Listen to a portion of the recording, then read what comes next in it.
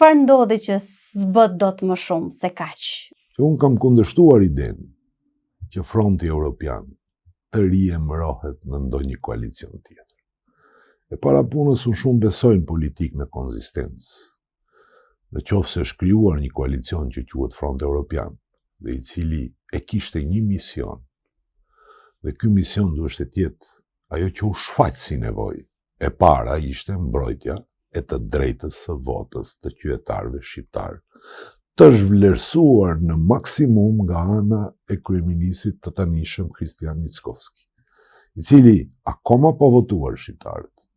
Një javë ditë përpara zgjedhjeve të 2024, zgjedhjeve parlamentare, shkoi në selinë e Vlenit dhe u takua me Arben Taravarin dhe tha, ky do të jetë partneri im i koalicionit. Apo? Kjo të ngjan, Vleni do jetë në qeveri. Apo? Kjo të ngjan me koalicion parazgjedhor. Unë s'kam se si e cilësoj ndryshe, zgjedhjet akoma nuk ishin mbajtur. Ndryshe, mesazhi që jepet ishte po njëjti shëmtum. Se ky lloj mesazhi është sikur ti ulesh çdo shqiptari në katër sy dhe ti thuash voto si duash se s'pyet kërkush.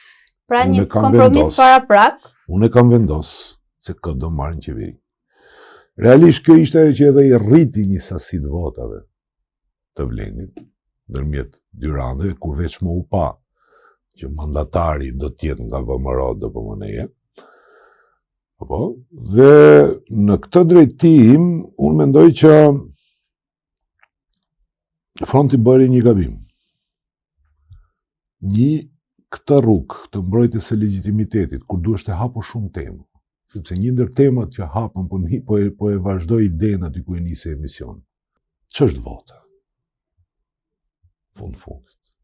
Është sovranitet i qytetarit, është bindje e qytetarit nëpërmjet së cilës ai shpreh vetveten në kutinë e votimit.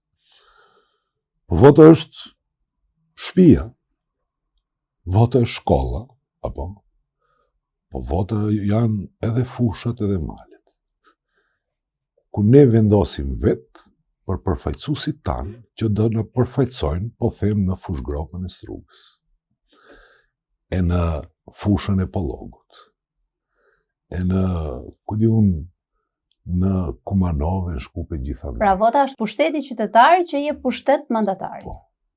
Po figurativisht e përkthyer është edhe territorin që mbulon ti me votën tënde. Apo, e me që maqedonasit e kanë zgjedh territorin, këto e kam thënë edhe në fushatën, se ku e shprehin sovranitetin e tyre, atëherë duhet na tregojnë ne me që s'po respektojnë legitimitetin tonë.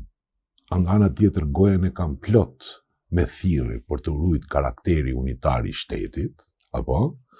Dhe ti e merr Tetovën dhe e respekton vetëm votat e maqedonëve dhe nuk i llogarit shqiptarët, apo? Ti duhet të tregosh zgjidhje. Ku është territori në të cilin unë duhet ta shpreh këtë dalzotësi ose këtë sovranitet që unë e kam si shqiptar këtu.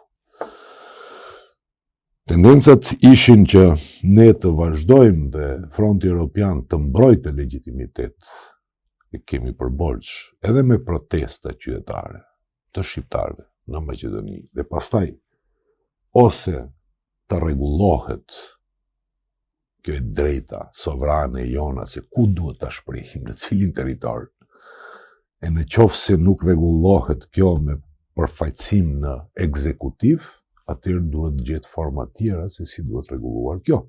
Po kryesorja dhe e para për të arritur një vetëdijsim në mënyrë që të bësh një kauz, është revolta qytetare. Protestat në mënyrë që të bëhet temë diskutimi.